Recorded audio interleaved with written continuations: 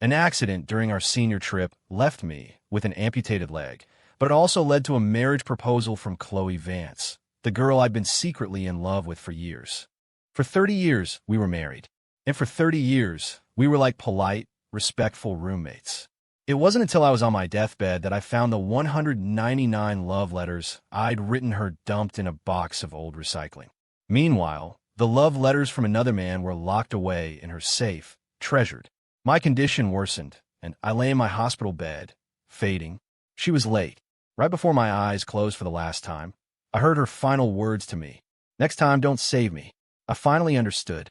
She would rather have died than be stuck with me. When I woke up again, I was back, right before the senior trip. I decided then and there to stay away from her. This time, we would be strangers. But when the accident happened again, she was the one who threw herself in front of me. "It's my turn to save you," she said. My head was spinning. All I could hear was the buzzing chatter of voices all around me. Someone nudged me with an elbow. "Ethan, hello? Earth to Ethan Cole. We're taking a vote. You're the last one."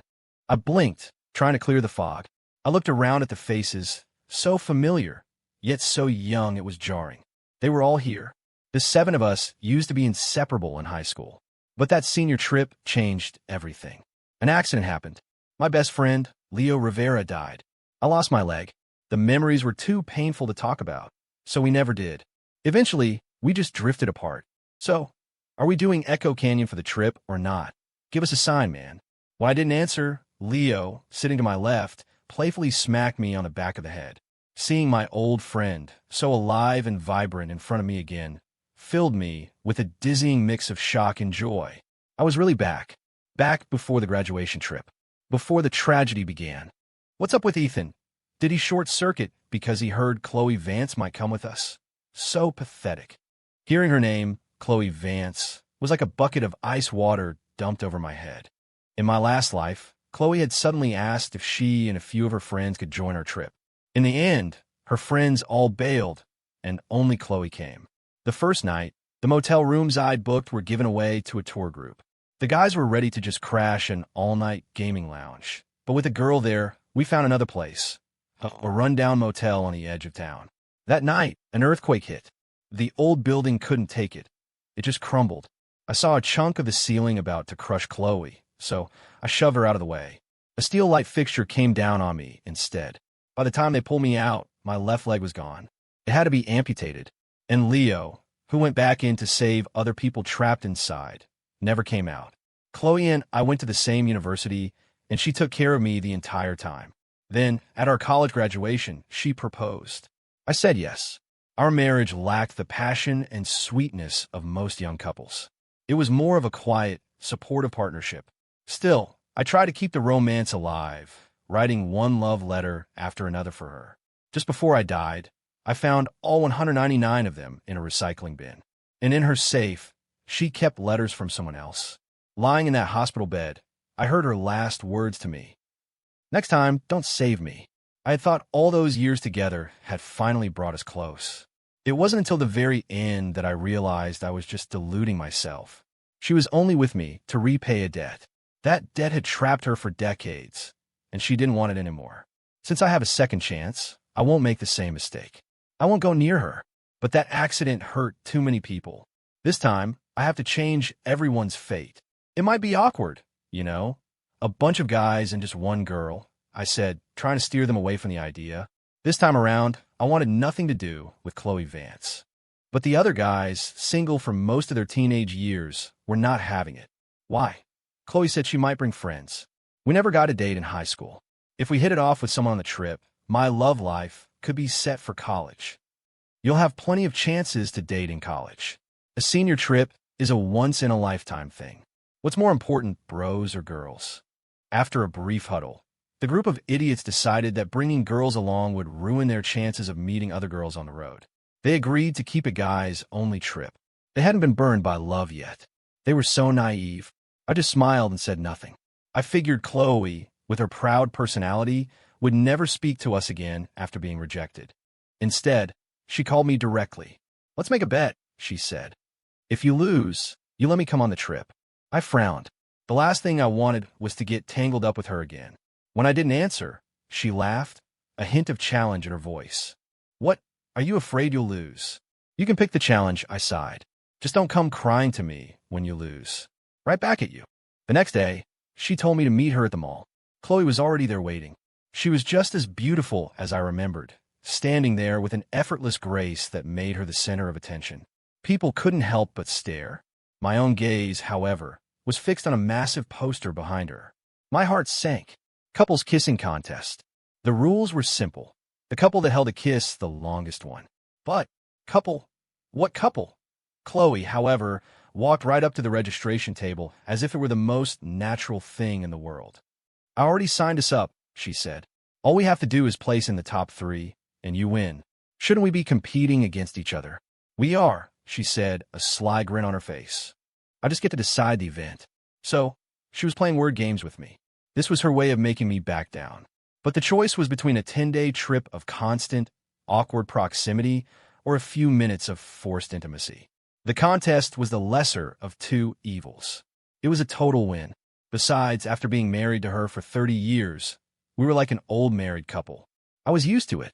We stood facing each other, our eyes locked. I'd looked at this face for 3 decades. I couldn't deny her beauty, especially now at 19. Her features were delicate, her skin flawless. She was captivating, but I'd seen behind the mask. Khloe Vance was as cold as her name suggested. No matter how beautiful she was, I wouldn't let my heart get played again. The contest started. Before I could make a move, Khloe, apparently determined to win, grabbed the collar of my shirt and kissed me. The moment our lips met, I felt my throat tighten. She was surprisingly assertive. The warmth was so intense, I almost pulled away. Her hand moved to my earlobe, sending a shiver down my spine. When we broke for a breath, I saw the playful, calculating look in her eyes. The lessons of my past life came flooding back. Khloe was the queen of our school. Smart, beautiful, untouchable. Guys lined up to give her love letters. I was one of them, sinking 3-pointers whenever she walked past the basketball court, just trying to get her to notice me. But Khloe turned down every guy who was obvious about it. She seemed drawn to the ones who acted like they didn't care. This time, my aloofness must have triggered her desire for a challenge. Her grip on my shirt tightened. The faint pinch of her nails brought me back to reality. This was just a game to her, a way to make me fall for her again. The next second, I pushed her away. Khloe stared at me, a flicker of disbelief in her eyes. It was clear she'd never considered the possibility that someone would reject a moment like this with her. I lose, I said, my voice flat. It only took her a moment to compose herself. She gave me a brilliant smile. Well then, I'm looking forward to our first trip together. I turned and walked away, not wanting to spend another second with her. But the sweet, cherry taste of her lips lingered. I couldn't shake it. On the day of the trip, things were already different. This time, Khloe brought another girl with her, Maya Chun from the class next to ours. She was quiet, cute, and had a delicate, bird-like quality. The guys immediately swarmed them, fighting over who got to carry their suitcases. I hung back, wanting no part of the spectacle. But Khloe bypassed everyone and wheeled her suitcase right up to me. Ethan, can you help me with my bag? The jealous, murderous glares from the other guys were practically burning holes in my back.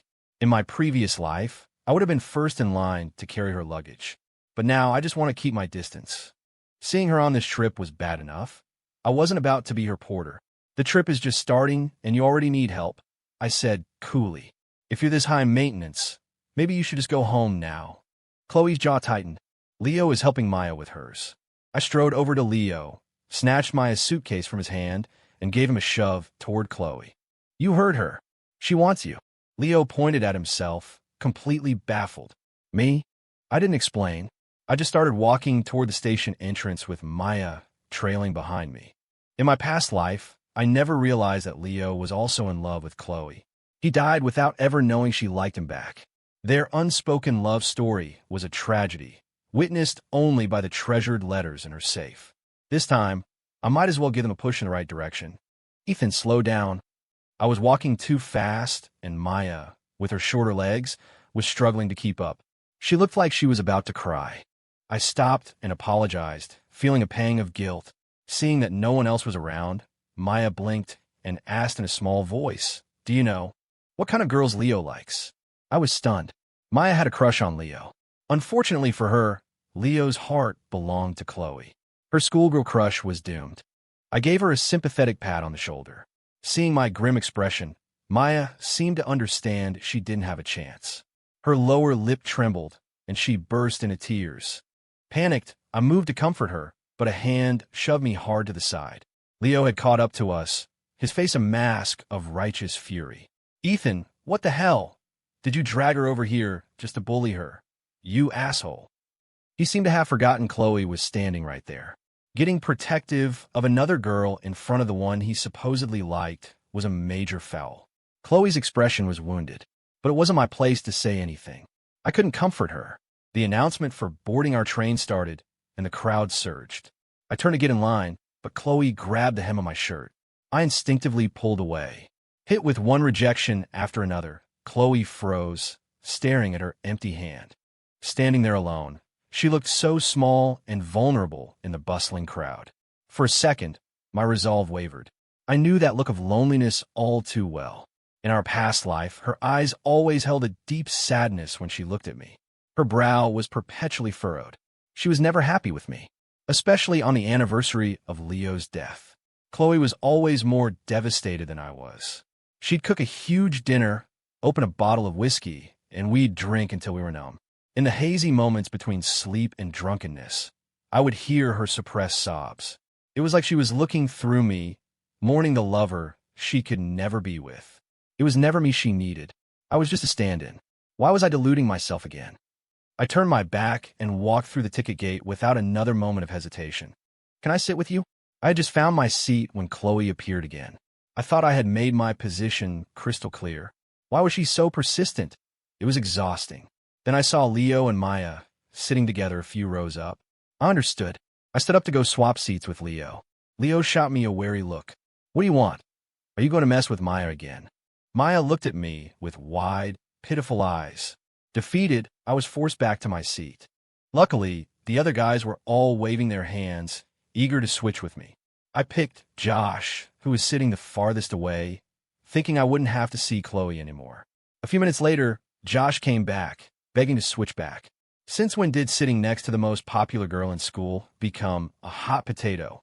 Giving up, I was about to ask a complete stranger to switch seats when a strong grip clamped down on my arm, pulling me out of my seat and down the aisle. A cold fury radiated from Khloe. She was genuinely angry. In our past life, Khloe had climbed the corporate ladder and become a top executive. At work, she was a no-nonsense, iron-fisted leader. Her subordinates were terrified of making mistakes around her. Everyone used to say I was the exception, that she never got angry with me. But the truth was, we were never close enough for her to get angry. She was always polite, distant, treating me like a guest. Who wants to be treated like a guest by their own wife? But in this life, we didn't even have to be guests. After this trip, we'd be strangers. I tried to pull my arm free, but she dragged me into the restroom and locked the door behind us. The small space was barely big for the two of us. There was no room for romance, only tension. I tried to leave, but Khloe, who had been furious just a moment ago, was silent. I looked down and saw her eyes were red-rimmed, her jaw set as she fought back tears. Her voice trembled with a raw, wounded quiver. "Ethan, just because you were reborn, does that give you the right to be such a jerk? I've been trying so hard this time. How can you be so cruel to me? I was your wife." She took a shaky breath. "Did I do something to make you hate me? Why are you avoiding me? Can you just tell me, please?" I never imagined Khloe was reborn, too. The biggest regret of our lives was that graduation trip. In our past life, the accident and my disability became a shared trauma that we never moved past. For over 30 years, the farthest I ever traveled was from my hometown to college. After that, I became a recluse, never leaving our small town again. Khloe, on the other hand, traveled the world for her job.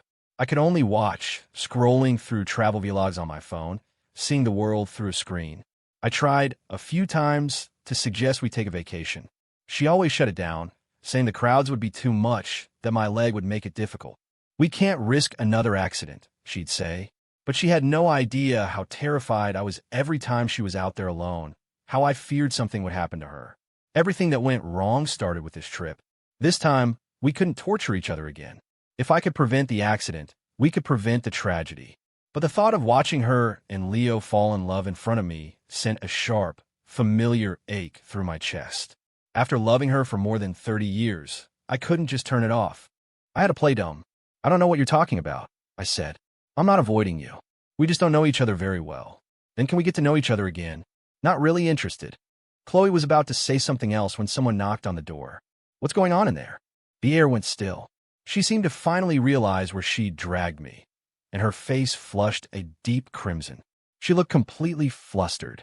I sighed and texted Leo to come create a distraction. By the time we got out, Khloe had regained her composure. As she passed me, she whispered in my ear, "I'm not in a rush. I'll wait until you're interested." After we got off the train, we headed for the hotel. Everyone else was laughing and joking, but my mind was heavy. In a few hours, the accident from my past life was scheduled to happen. Khloe was unusually quiet, too. "What's wrong with you two? You've been acting weird since the train ride," Maya asked, looking at us with concern. Leo immediately covered her mouth, shooting me a knowing, teasing look as if he'd figured something out. I wasn't in the mood to explain. Just like last time, despite having a reservation at a different hotel, we arrived to find our rooms had been given to a tour group.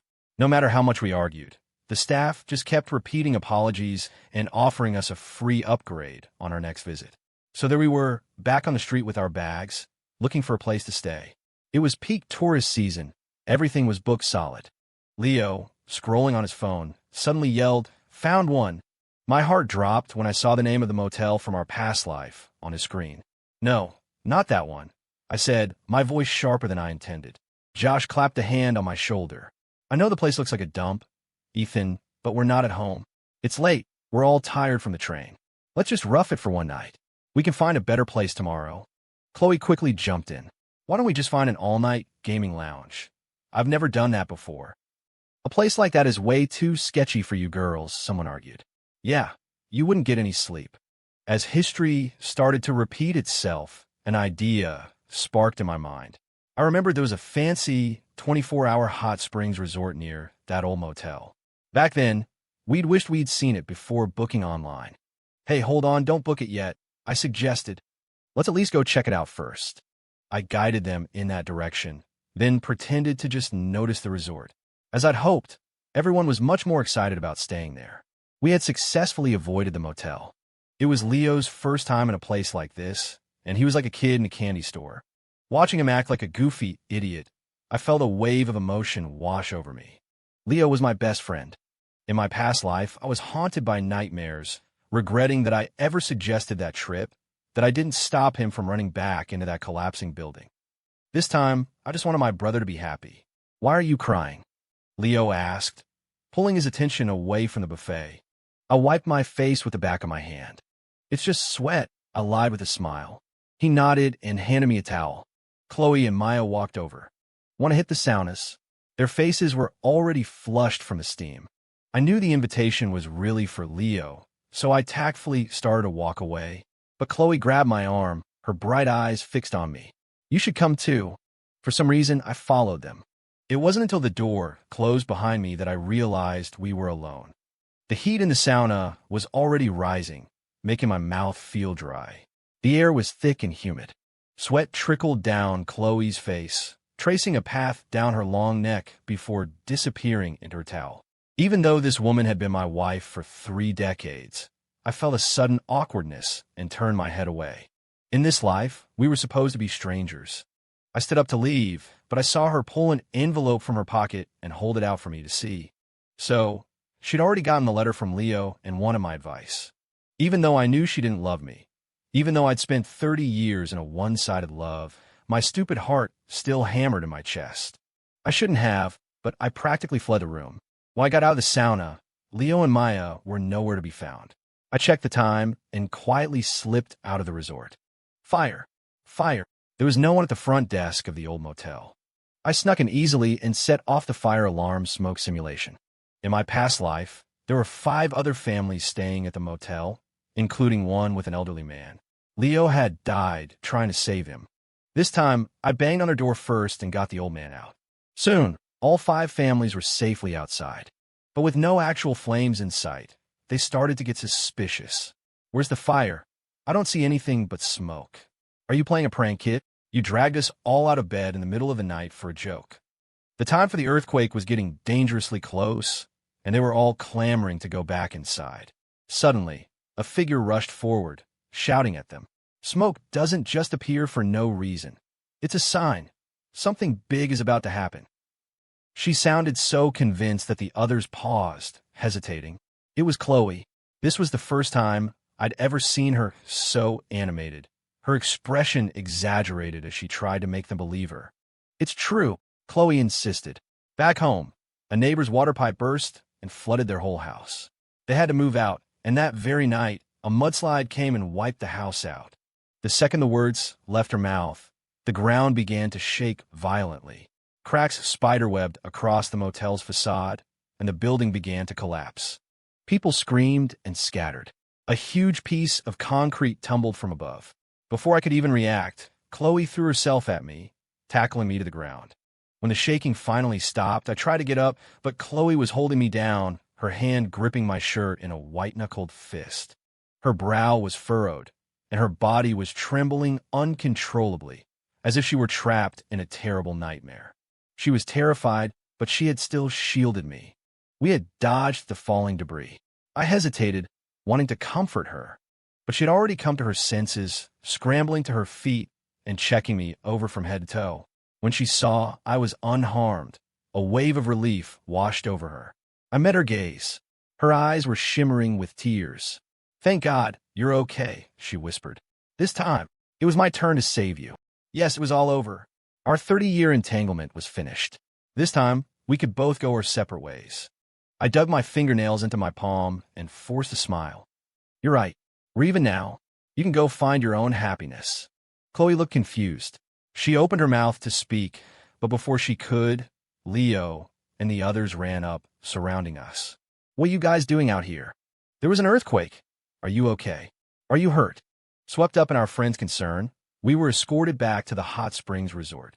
The earthquake had been minor, only affecting the old, dilapidated motel. This time, because we got everyone out, no one was seriously hurt, aside from a few scrapes from flying debris. This time, our senior trip finally had a new beginning. The next day, we went hiking as planned.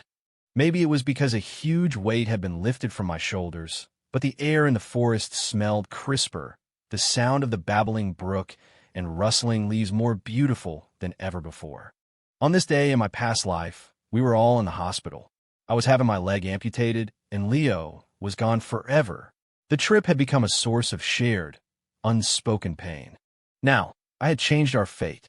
We were strolling carefree on a mountain trail, our futures stretching out before us, full of infinite possibilities. I couldn't help but smile, my steps feeling lighter than they had in years. Khloe seemed to have recovered too, walking slowly behind Leo and Maya, laughing and talking. By the time we reached the summit, we had our tents set up. The other three finally made their way up, still chatting happily. Josh's eyes were practically red with envy. That traitor Leo, he's got a girl on each arm. Why isn't that me? Soon, they were hatching a plan. Tonight, let's tell ghost stories, one of them whispered. We'll scare them so bad, they'll have to come running to our tents for protection. I like it. Ethan, what do you think? I glanced over at the three of them in the distance and shook my head. All you're going to do is drive both of them straight into Leo's tent. No way. Suit yourselves. That night, just as predicted, Josh suggested a session of ghost stories. Maya, despite her small frame, had eyes shining with excitement. She wasn't scared at all. Khloe, however, shrank back, instinctively hiding behind Maya. I knew she was terrified of things like that, but was too proud to admit it. The guys showed no mercy, pulling out their scariest stories. Maya listened with rapt attention, even asking for more. Khloe was a wreck, her hand gripping my arm so tightly I was sure it would leave bruises. I finally had to step in and call a night. Everyone packed up and headed to their tents. The two girls shared one, and the rest of us paired off. I was with Leo. No one was ready for the excitement to end, so we were just hanging out in the tent. After a while, Leo, who had been lying down, said he had to go take a leak. Half an hour passed, and he still wasn't back. I was starting to worry something had happened. As I was about to go look for him, a figure slipped into our tent. Leo. The person didn't speak, just moved closer. A body pressed against my arm. The distinctly curved figure was definitely not Leo. I almost jumped out of my skin. Finally, the person spoke. Ethan, it's me. That familiar voice. It could only be Khloe. I calmed down. In the darkness, she had sought me out again. Ethan, I'm scared, she whispered, her voice fragile and trembling. Can you hold me? Though I couldn't see her face, I could picture her eyes, shimmering and vulnerable. After a moment's hesitation, I put my arm around her, pulling her into a gentle embrace and patting her back soothingly. Khloe buried her face in my chest and wrapped her arms around me, holding on tight. My heartbeat seemed to sync with her breathing. We stayed like that for a while, a silent comfort in the darkness. Suddenly, Khloe spoke. Can we talk? Just those 3 words sent a jolt of anxiety through me. Was she going to tell me about her bright new future and ask me to stay out of it? In our last life, her care for me was always gentle, but there was a deep chasm between us. I later learned it was simply because she didn't love me. I hadn't processed 30 years of history overnight. I wasn't ready to embrace a whole new life just yet. I should go find Leo first, I said, choosing to escape once more. I hadn't gone far when I heard Leo's voice coming from Khloe's tent. A familiar sense of resignation settled in my stomach. But then, I heard another voice, a girl's voice. It was Maya. It hit me then. That tent belonged to Maya and Khloe, just like mine belonged to me and Leo. So, the broken pieces in my mind were starting to rearrange themselves. But before I could think it through, the sound from inside the tent became suggestive. I beat a hasty retreat back to my own tent. When I returned, Khloe was sitting with her arms crossed, a teasing glint in her eyes. You're really dense when it comes to feelings, Ethan Cole. You couldn't tell that Leo likes Maya? My whole body went stiff. I was silent for a long moment. Then she dropped an even bigger bomb. Then again, you never realized I liked you all through high school either. My brain stopped working. What are you talking about? You like me, and Leo likes Maya? What about the love letters he wrote to you? The ones you kept in your safe? What about my letters that you threw in the recycling? Khloe started laughing so hard her shoulders shook. Did you ever notice that I always happened to walk past the basketball court whenever you were playing? The courts are on the other side of campus from the main building. I always took the long way around on purpose. It dawned on me then. The reason I'd had so many chances to show off my 3-pointers for her was because she made sure to be there. My game had improved drastically because of it. Khloe continued, the letters you're talking about. Leo gave them to me during the senior trip to give to Maya. After the accident, I didn't know if I should still give them to her, so I just held on to them. And the letters you wrote me, I had the pages framed. What you saw in that box were just the empty envelopes. The cleaning lady thought they were trash. When I found out, I saved all of them too. You just never saw them. I had lived for nearly 60 years in my past life, but hearing this, I felt like a clueless teenager all over again. If we had truly loved each other, why were we so unhappy for all those years? As if reading my mind, Khloe's voice softened. I knew how much you love sports, how much you love being active. After the accident, you locked yourself away. You never touched a basketball again. You have no idea how many times I hated myself for letting you get hurt. I was too scared to even mention that day, afraid it would upset you. That's why I would get drunk every year on the anniversary. I wanted so badly to stay and take care of you, but I was terrified you hated me for being the cause of your injury. All I could do was tread carefully, just hoping you would let me stay. So all those tears she cried, they were for me. I didn't want to wait for you to save me again, she said, her voice thick with emotion. It was my turn to save you. So, can we start over in this life? Get to know each other for the first time, for real? I swallowed hard. I heard my own voice, rough with emotion. Okay, we fell asleep in each other's arms, only to be woken up early by the others. We stood on the mountaintop and watched as a new sun climbed into the sky, casting its warm, gentle light over the world. Everyone was filled with a sense of excitement and wonder. It wasn't until the sun was fully risen that Josh finally noticed. Leo, why are you hugging Maya? Then his head whipped around. Wait a second, Ethan, you're a traitor too. Khloe and I looked at each other and smiled, our fingers intertwined as we leaned against one another. This was the first sunrise we had ever watched together. In this life, we would watch the sunrise every day. We would travel all the roads you never got to see, explore every corner of the world, and make up for every last regret. And this senior trip was only the beginning.